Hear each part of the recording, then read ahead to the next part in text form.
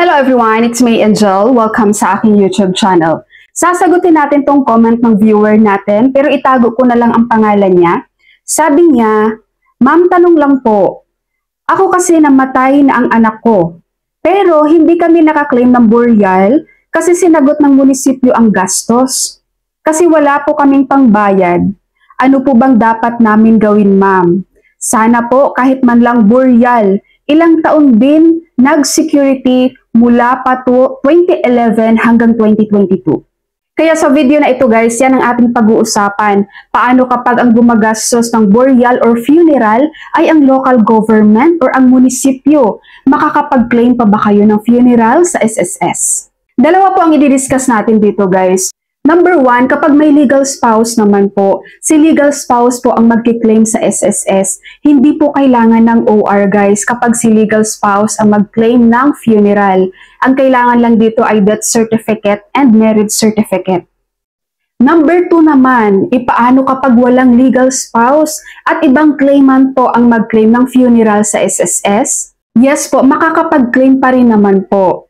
Ang funeral expenses guys, hindi lang naman dahil nagbabayad ka ng pagpapalibing, maaaring may nangyari ding embalming services, burial transfer service, funeral services including church fees or equivalent in other religions, cremation or interment services, purchase of or rent of coffin, purchase or rent of niches, cemetery, memorial lot or columbarium, payment for memorial or funeral insurance plan. So dito po sa mga list na to guys, kapag meron ka sa mga nabanggit na yan, may ginastos kayo sa isa sa mga nasa listahan, so qualified po kayo for sure at mababayaran pa rin kayo dyan para sa inyong funeral claim with SSS.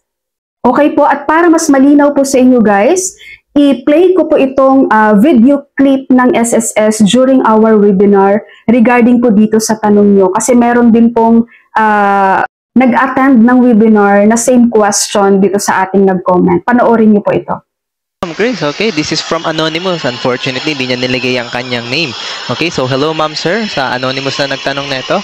Hello, paano po ang mga libreng palibing, kabaong ng local government at walang binayaran ng kaanak ng deceased member? Makakakuha pa ba ng burial or funeral claims ang member even if qualified siya for funeral claims? Naku, wala na po. Joke lang.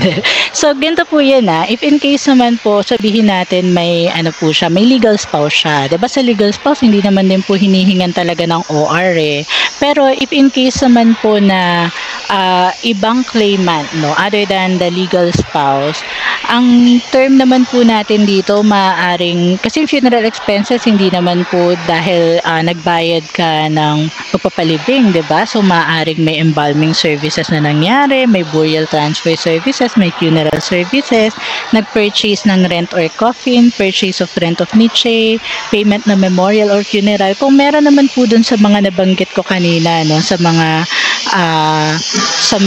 po natin, sa mga pinakita natin kanina during discussion. And sabi nga po natin, ito naman po sabi nga ng nag-question, kaya lang anonymous po siya, qualified naman for funeral claim. So for sure naman po, mababayaran pa rin naman po yan.